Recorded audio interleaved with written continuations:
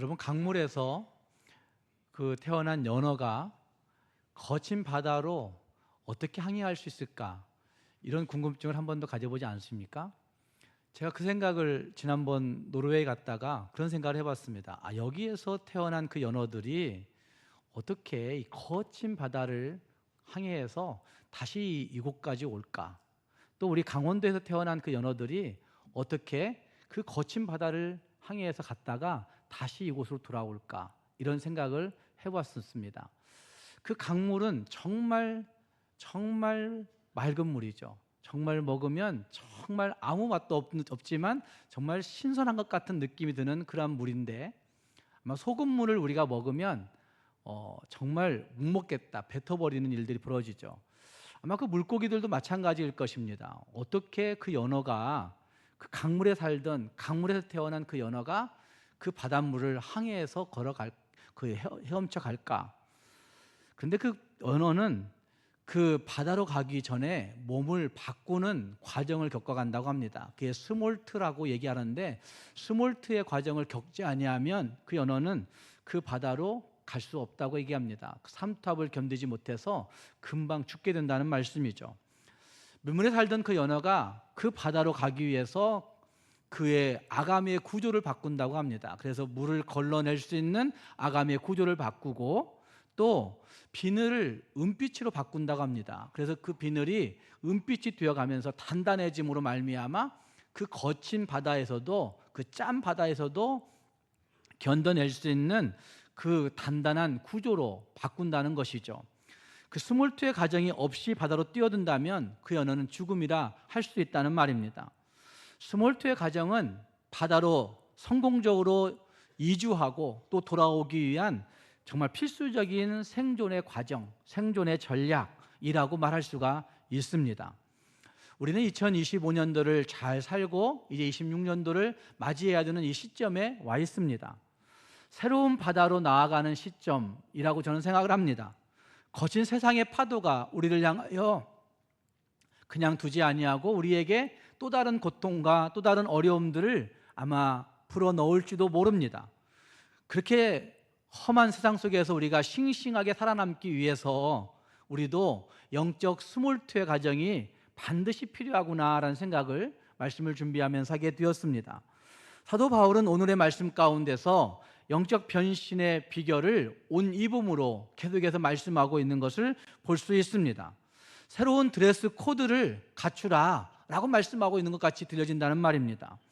오늘 함께 읽은 말씀은 네 가지의 동사로 이루어져 있습니다. 하나는 입으라 라는 말씀이 나타나고 있고, 두 번째는 더하라, 세 번째는 주장하게 하라, 네 번째는 거하게 하라 라고 한 네 가지의 동사가 등장하면서, 이것이 새로운 삶을 시작하려고 하는 모든 성도들에게, 진짜 그리스도인들에게 영적인 스몰트와 같이 영적 드레스 코드를 제시하고 있는 말씀이라 할 수가 있다는 말입니다.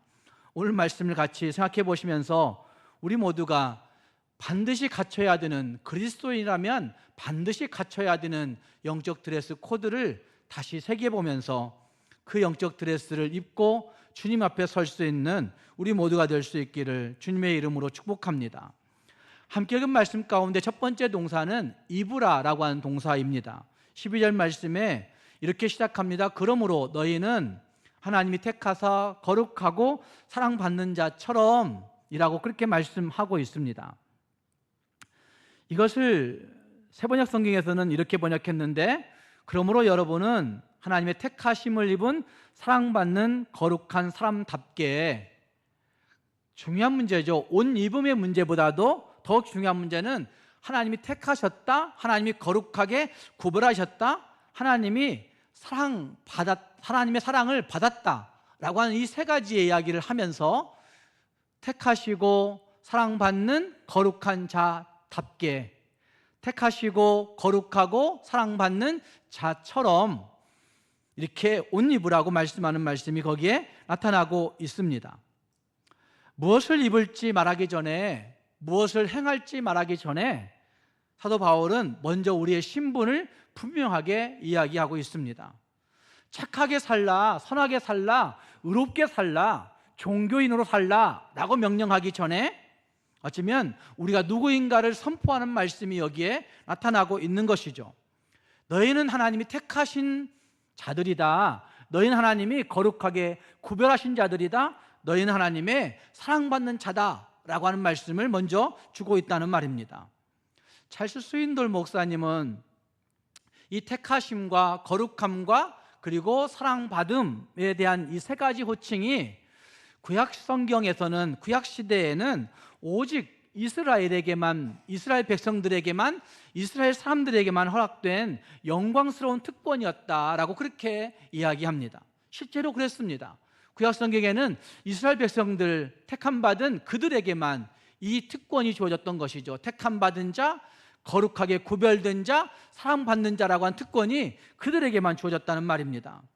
그러나 신약 시대를 살고 있는 우리들에게는 하나님이 이 땅에 몸을 입고 오신 예수 그리스도, 그분과 함께 우리에게 예수 그리스도 안에서 허락하신 놀라운 신분이 이 신분이라고 말씀하고 있는 것입니다.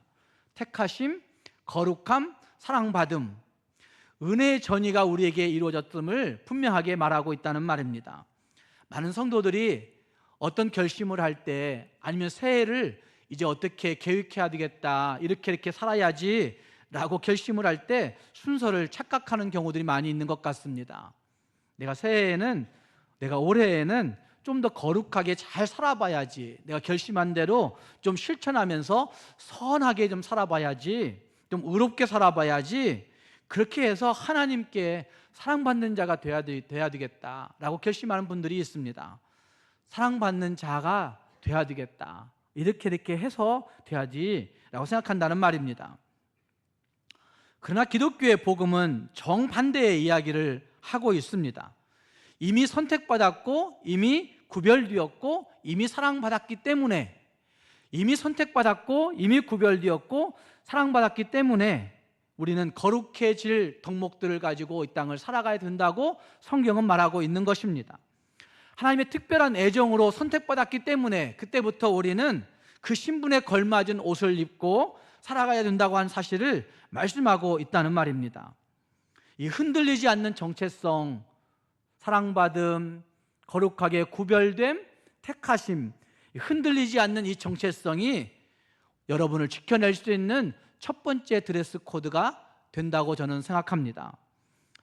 우리 모두가 하나님 앞에서 이 드레스 코드를 장착하게 될 때, 이 정체성을 확신하게 될 때, 우리는 이것을 가지고 윤리적인 삶을, 도덕적인 삶을 잘 살아낼 수 있는 동력을 얻게 되는 것이죠. 힘을 얻게 되는 것이죠. 그래서 우리는 날마다 거울을 보며 선포해야 될 것입니다. 나는 사랑받기 위해 몸부림치는 자가 아니라 나는 이미 사랑받은 자이기 때문에 그 사랑을 흘려보낼 자로 여기에 있다고 자신 있게 선포해야 된다는 말입니다. 사랑하는 성도 여러분, 이 정체성의 확신을 우리 모두가 가질 수 있기를 주님의 이름으로 부탁합니다. 그리고 그 다음 우리가 무엇을 구체적으로 입어야 되는 것입니까? 함께 읽은 12절 하반절 말씀에 실제적이고 구체적인 그 옷에 대해서 첫 번째가 이렇게 말하고 있습니다.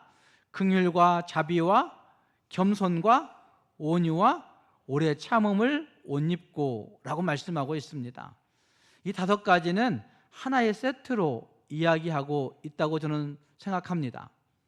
바울이 언급하고 있는 이 다섯 가지의 문제는 인간 관계의 성격을 지배하고 그것을 결정짓는 가장 기본적인 덕목들이라 할 수가 있습니다. 긍휼, 자비, 겸손, 그리고 온유, 오래 참음, 이것이 사람들과의 관계의 모든 것들을 결정지을 수 있는, 사람과의 관계 속에서 내 성품과 내 인격과 내 성격을 지배할 수 있는 가장 기본적인 덕목이라 할 수 있다는 말입니다. 옛사람의 성품을 가지고 있을 때, 옛사람의 습관을, 옛사람의 습성을 우리가 그대로 가지고 있을 때 우리는 모든 관계가 깨어지는 일들이 종종 경험하게 됩니다. 하나님과의 관계도 망가지고 사람들과의 관계도 망가지는 일들을 보게 된다는 말입니다. 그러나 오늘 본문이 말씀하고 있는 이 긍휼과 자비와 겸손과 온유와 오래 참음의 덕목을 정말 옷 입기만 할 수 있다고 한다면 그걸 옷 입기만 한다고 한다면 하나님과의 관계도 형통할 수 있고 사람들과의 관계에서도 그 깨어진 관계들을 회복할 수 있는 능력이, 힘이 거기에서부터 생겨진다 말할 수가 있다는 말입니다. 긍휼이라고 하는 단어는 주님의 마음으로 타인을 공감하는 겁니다. 쉽게 얘기했지만 주님의 마음이라고 얘기하는 그 마음은 십자가를 지시기까지 같은 마음을 품으신 그 마음을 이야기합니다. 다시 말해서 애끓는 마음을 가지고 창자가 끊어지는 듯한 고통을 가지고 십자가를 지는 그 마음 가지고 타인의 마음을 공감하는 그것이 긍휼이라고 그렇게 이야기합니다. 타인의 고통이, 타인의 아픔이, 타인의 슬픔과 타인의 상처가 정말 내 자신의 깊은 내장에서부터 애끓듯 느껴지는 그런 모습, 예수 그리스도의 심장과 같은 본능적인 공감, 이것이 긍휼이라 말할 수 있다는 말입니다.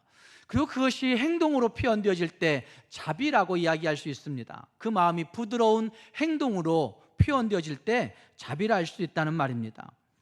특별히 그 다음 덕목 겸손을 이야기하는데, 이 겸손은 폴 트립 교수란 사람은 관계의 토양이다라고 그렇게 이야기합니다. 모든 관계의 토양이 겸손에 있다. 하나님과의 관계의 토양도 이 겸손에서부터 시작할 수 있다. 하나님이 어떤 분이신지 분명히 알고 하나님이 나 같은 자를 구원하셨구나 라고 하는 사실을 인정하고 인식하게 될 때 우리는 하나님 앞에 겸손하게 설 수밖에 없고, 그 겸손하게 서는 자들이 하나님의 무한한 데의 사랑을, 영원하신 사랑을 깊이 공감하며 느낄 수 있다고 폴 트립 교수는 이야기합니다. 뿐만 아니라 인간관계의 모든 일들 속에서도 이 겸손이 관계의 토양과 같다고 그렇게 이야기합니다. 여러분 생각해 보시면 모든 갈등의 뿌리가 어디에 있는가 한번 생각해 보시기 바랍니다. 내가 살아가는 모든 삶에서 갈등을 빚을 수밖에 없는 일들이 참 많이 있는데, 그 갈등의 뿌리에 과연 무엇이 있는가 살펴보면 나라고 하는 것이 있는 거죠. 나를 증명하기 위해, 나를 나타내기 위해, 내가 인정받기 위해, 내가 드러나기 위해, 어쩌면 나를 증명하려고 하는 모든 것들은 다 교만이라 말할 수가 있을 것입니다. 그래서 나를 버리고 타인을 공감할 수 있는 공간을 내 생각에, 내 마음에, 내 머리에, 내 삶에 만드는 그것이 겸손이라 말할 수 있다고 폴 트립 교수는 이야기합니다. 겸손이 무엇이냐? 겸손은 내 마음 속에, 내 생각 속에, 내 머릿속에, 내 삶 속에 타인을 위한 공간을 만드는 것, 이것이 겸손이다, 이렇게 이야기한다는 말입니다. 사랑하는 여러분, 25년을 지나가면서 한 해 동안 여러분들이 여러분의 삶의 현장에서 겪었던 많은 갈등의 일들이 도대체 무엇 때문이었는가 한번 뒤돌아볼 수 있기를 바랍니다. 혹시 내가 옳다, 내가 인정받아야지, 내가 맞지 라고 하는 생각 때문에, 그 교만 때문에 혹시 갈등을 겪지는 않았습니까? 나도 은혜가 필요한 죄인인데, 나도 하나님의 은혜가 절실하게 필요한 죄인인데 라고 하는 사실을 인정하면서 상대방을 나보다 조금 더 좋게, 조금 더 낫게, 조금 더 아름답게, 조금 더 귀하게 여기는 마음, 그 겸손이 있었다고 한다면 혹시 그 모든 갈등들이 사라질 수 있었지 않았을까요? 하지만 이 겸손이라고 하는 것은 결국 관계의 토양 위에 꽃을 피우게 하는 가장 중요한 덕목이라 할 수 있다는 말입니다. 그리고 그 옷을 입고 우리가 해야 되는 가장 중요한 실천은 13절 말씀에서 말하고 있는 용서라 말할 수 있습니다. 13절 말씀에 이렇게 말씀합니다. 누가 누구에게 불만이 있거든 서로 용납하여 피차 어떻게 해요? 용서하라고 말씀하십니다. 주께서 너희를 용서하신 것 같이 라고 그렇게 말씀하고 있습니다. 새해가 시작될 것이지만 새해라고 해서 미움의 대상들이 완전히 사라지지 않을 것입니다. 제가 분명히 예언할 수 있는 것 한 가지가 있는 거죠. 미움의 요소가 없어지지 않을 것입니다. 불만스러운 일들이 여러분에게 또 생겨질 것입니다.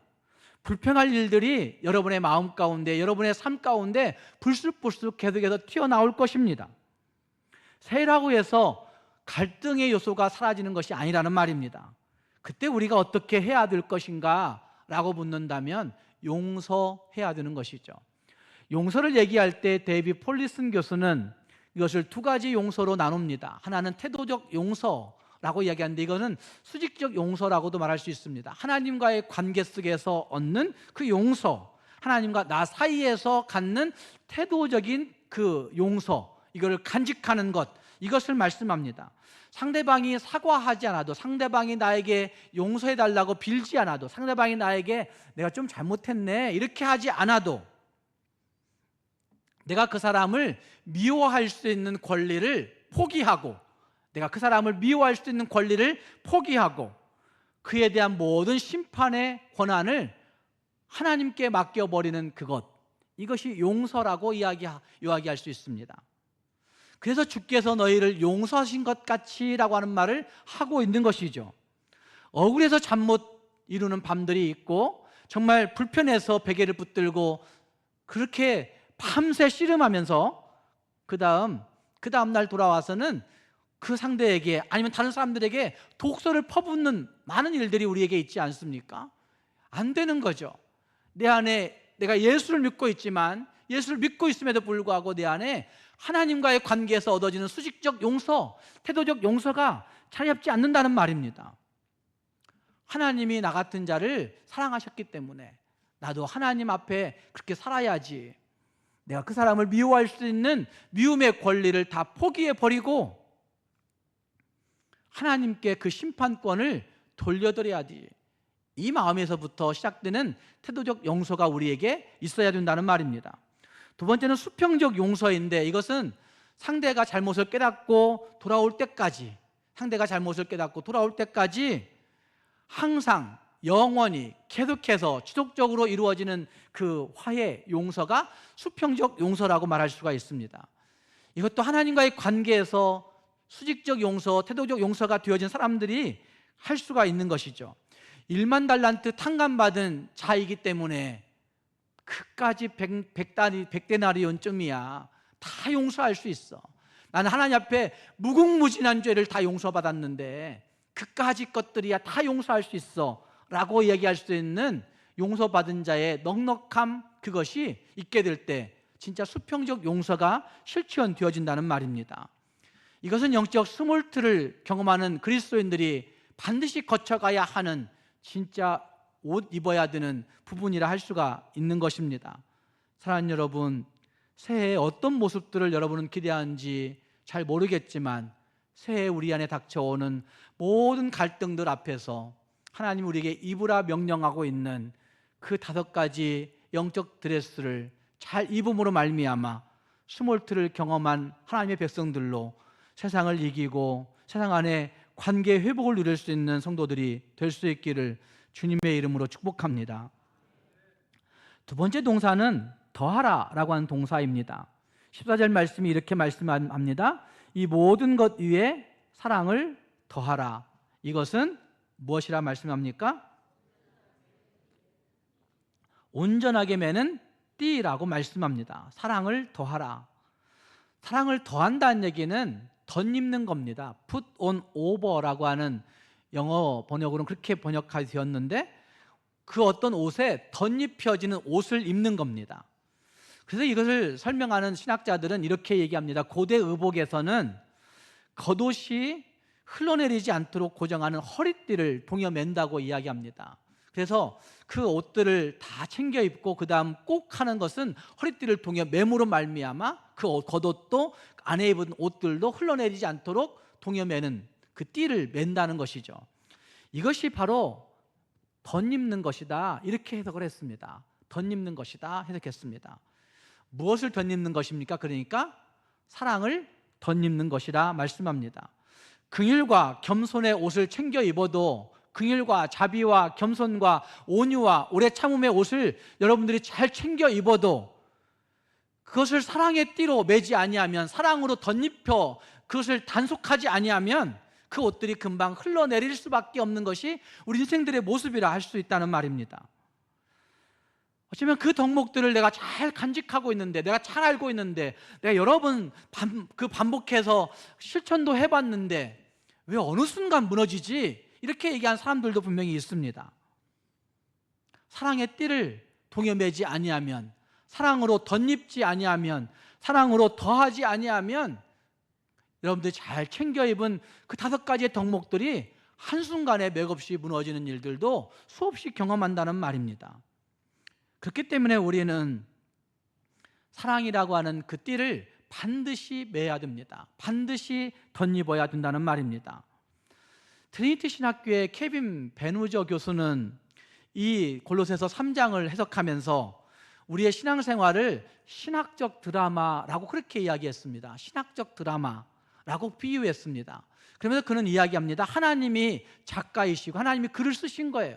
하나님이 글을 쓰시고, 그리고 성경이 대본이에요. 성경이 대본이고 우리는 그 세상이라고 하는 무대 위에 서 있는 배우와 같다고 이야기했습니다. 1세기의 골로새 교인들은 1세기의 무대 위에 서 있는 배우와 같았고, 우리는 21세기라고 하는 무대 위에 서 있는 21세기의 무대의 배우와 같다고 그렇게 케빈 버누저는 이야기합니다. 배우가 무대 위에서 배우의 옷을 입고 연기를 하듯이 우리는 세상이라는 그 무대 위에서 하나님이 써주신, 작가가 써주신 그 글대로, 그 대본대로 하나님이 입혀주신 옷들을 입고 연기해야 된다고 말씀합니다. 사랑하는 여러분, 배우들은 다 위선 아니냐고 라고 얘기하시면 할 말이 없지만, 위선이라고 얘기하지 아니하고 케빈 베누저는 그걸 거룩한 퍼포먼스라고 그렇게 얘기했습니다. 거룩한 퍼포먼스. 우리가 그리스도인으로 살아가는 이 땅 가운데서 우리는 세상 속에서 날마다, 매 순간순간마다 그 거룩한 퍼포먼스를 하면서 살아가야 된다고 하는 사실을 기억해야 된다는 말입니다. 그 모든 삶에 사랑이 없으면 긍휼은 값싼 동정이 될 수 있을 것이고, 그 모든 삶에 사랑이 없으면 겸손함은 비굴함이 될 수 있을 것이고, 그 모든 삶에 사랑이 없으면 오래 참음은 억울함이 되어서 분통 터지는 일들이 벌어지게 될 것입니다. 그러나 사랑을 더하면, 사랑을 덧입으면 그 모든 덕목들이 온전하게 잘 갖추어져서, 온전하게 메어져서 여러분 각 개인과 가정을, 또 우리 사회를, 우리 소그룹들을, 우리 민족을 깨어지지 아니하는 하나의 거대한 공동체로 튼튼하게 잘 세워갈 수 있는 능력이 거기에 있게 될 것입니다. 사랑하는 성도 여러분, 내가 가지고 있는 모든 덕목 위에 사랑의 옷을 덧입기를 바랍니다. 내가 가진 모든 덕목 위에 사랑의 벨트를 단단하게 동여맬 수 있는 여러분들이 될 수 있기를 주님의 이름으로 축복합니다. 세 번째 동사는 주장하게 하라라고 하는 동사입니다. 이것은 우리 마음의 결정권에 관한 문제를 말씀하고 있는 부분입니다. 15절 말씀에서 그리스도의 평강이 너희 마음을 어떻게 해요? 주장하게 하라라고 말씀합니다. 주장하다라고 한 단어는 고대 올림픽 경기에서 심판이 판정을 내리는 것을 의미합니다.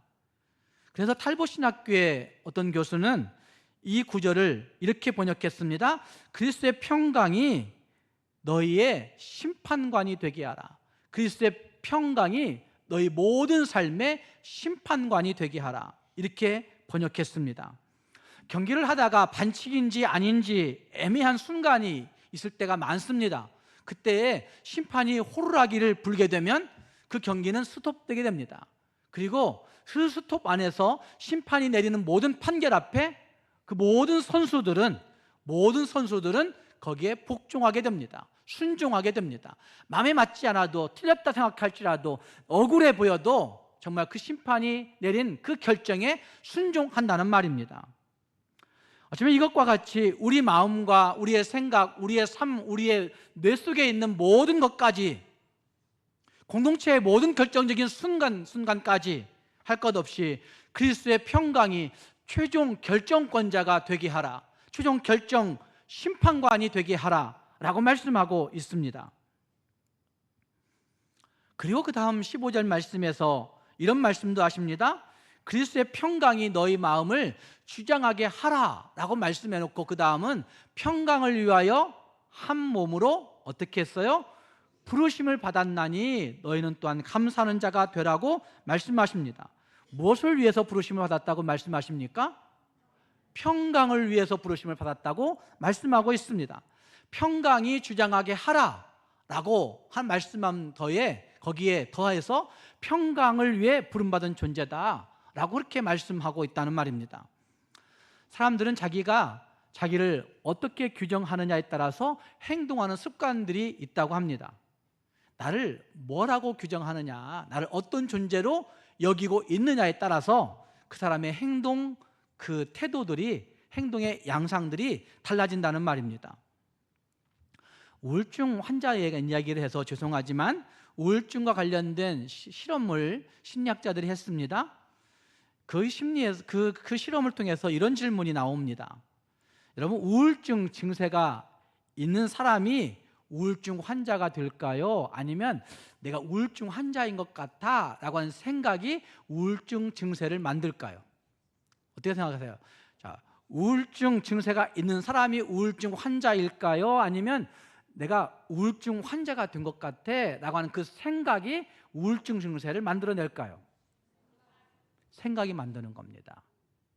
나도 모르는 사이에 내가 우울증 환자가 된 것 같아 라고 하는 그 생각 때문에 괜히 우울해지고, 괜히 그거 하기 싫어지고, 괜히 실증 느끼고, 괜히 그냥 혼자 있고 싶어 하고, 그 우울증 증세를 만들어내는 거예요. 그게 실험에서 확증된 겁니다. 그래서 그 우울증 환자들이, 실제로 그렇게 우울증을 겪는 사람들이 어떤 기쁜 일을 경험하게 돼요. 가정 안에서, 개인 안에서 기쁜 어떤 환경이 조성되어서 진짜 기뻐할 수밖에 없는 일이 벌어졌어요. 그런데 그 마음속에 뭐라고 하는지 아세요? 내가 진짜 기뻐해도 돼? 내가 기뻐할 수 있는 사람이야? 이렇게 생각하는 거예요. 기뻐하면 되는 건데 기뻐하는 게 아닌 것 같은 거예요, 자기는. 왜냐? 우울증 환자이기 때문에. 이거는 우울증 환자가 느껴야 되는 감정이 아니야. 자기 스스로 자꾸 자기를 주입한다는 말씀이죠. 그래서 그 기쁨을, 그 평강을, 그 사랑을 몰아내버리는 일들이 벌어지더라는 것입니다.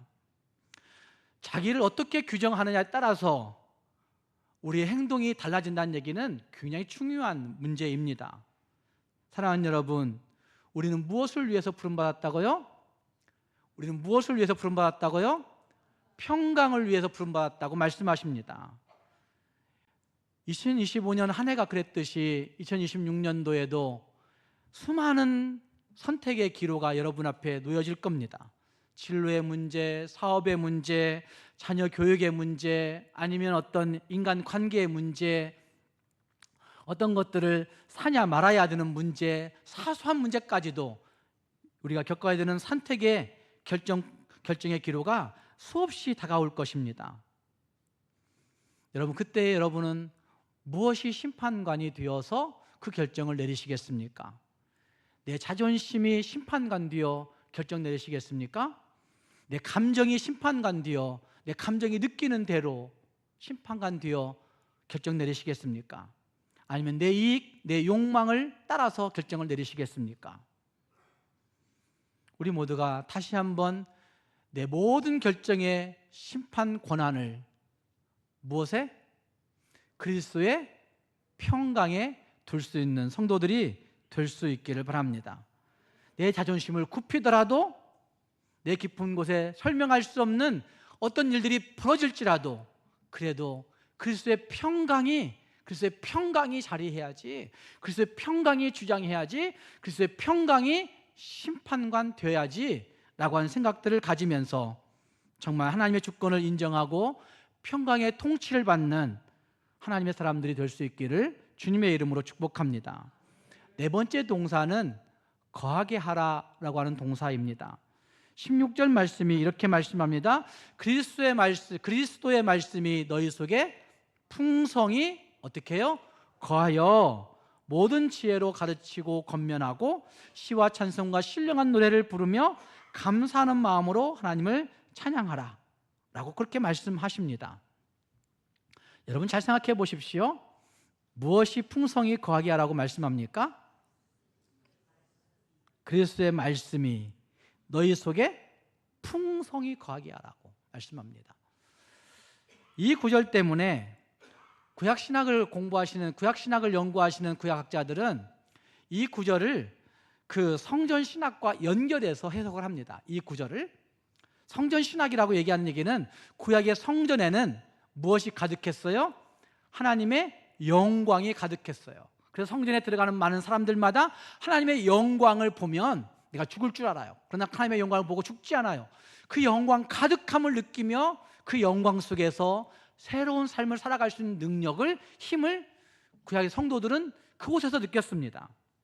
그러면 신약의 성도들은 하나님의 영광이 어디에 가득해야 될까요? 신약의 성도들은 어디에 가득해야 될까요? 그러면 신약의 성도들은 내 마음이 성령을 모신 성전인 줄 알지 못하느냐? 성경이 말씀하세요. 그렇기 때문에 신약의 성도들은 내 마음 속에 하나님의 영광을 가득 채울 수 있는 성도들이 되어야 되는 거죠. 그게 구약 성경 신학자들은 그렇게 얘기하는 거죠. 구약 성전 신학이 이 골로새 3장에 와서는 예수 그리스도의 성전된 성도들이 그 마음 안에 무엇으로 가득 채우게 해야 될까요? 그리스도의 말씀으로 풍성히 거하게 해야 된다고 말씀하고 있는 겁니다. 그리스도의 말씀이 신약의 성전인 성도들 안에 가득가득 채워지게 될 때 그 말씀을 통해서 여러분의 삶이 새로워지고 힘이 있어지고 능력이 있어진다고 말하고 있는 것입니다.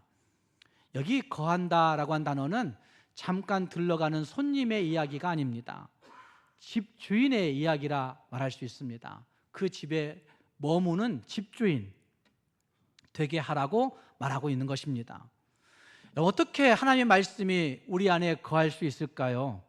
여러분, 어떻게 그리스도의 말씀이 여러분 안에 항상 풍성히 거하게 할 수 있겠습니까?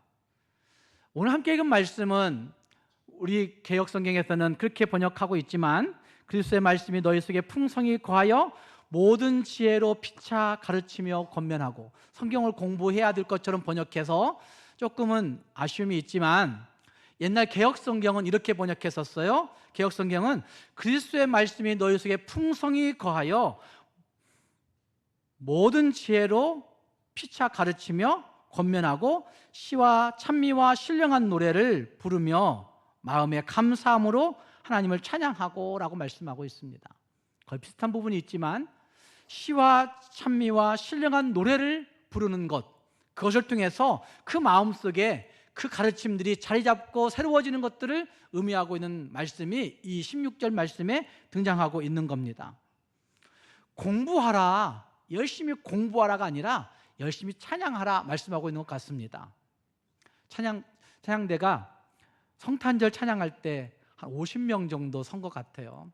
그 정도가 세워졌으면 참 좋겠다라는 생각을 합니다. 여러분들이 자원하셔야 되는 거예요. 나는 늙어서, 나는 힘없어서. 아니, 나오시면 되는 거예요. 나오시면 할 수 있는 것인데 안 하시는 거잖아요. 가득 채워져서 하면 훨씬 더 아름다울 겁니다. 그런데 그 시와 찬송과 찬미를, 신령한 노래를 부를 때 말씀이 내 안에 새겨지게 됩니다. 그래서 로버트 팔머 교수는 이 부분을 이렇게 해석합니다. 찬양을 단순히 정서적 교양이나 고양의 문제가 아니라 찬양은 가르침과 훈계의 수단이 될 수 있다라고 그렇게 얘기했습니다. 찬양은 가르침과 훈계의 수단이 될 수 있다. 우리가 부르는 찬송은 무엇이라고 우리가 얘기하죠? 곡조가 붙은 기도라고만 얘기합니다. 그러나 그 로버트 팔머 교수는 우리가 부르는 찬송은 곡조가 붙은 신학이라고 얘기합니다. 곡조가 붙은 신학이라고 이야기합니다. 그 가사 하나하나에 담긴 복음의 진리가 우리의 입술을 통해서 고백되어지는 순간 그 말씀이 내 안에 새겨져 그 말씀이 내 가슴 한복판을 울리게 되는 것이죠. 목사의 어떤 설교보다도 찬양대의 찬송을 통해서 그 가사 하나하나가 여러분의 가슴에 새겨지는 그 놀라운 일이 벌어지게 때 여러분의 가슴 한복판을 울리는 말씀이 될 수 있다는 말입니다. 찬양할 때 그 말씀이 내 뇌 속에 박히게 되고, 찬양할 때 그 말씀이 내 마음속에 새겨지게 되고, 찬양할 때 그 말씀이 내 성품과 인격을 지배하게 되어서 정말 그 말씀이 집주인 되어서 살아가는 일들이 벌어지게 된다는 말입니다.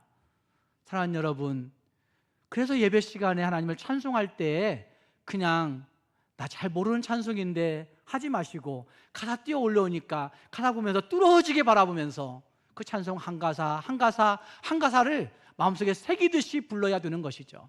하나님 앞에 그 영광스러운 모습을 가지고 그 찬양을 하게 된다고 한다면 그 찬양을 통해서 말씀이 내 뇌리에, 말씀이 내 마음속에, 말씀이 내 삶 안에 새겨지고 박혀서 그 말씀이 풍성히 가는 일들이 벌어지게 된다는 말입니다.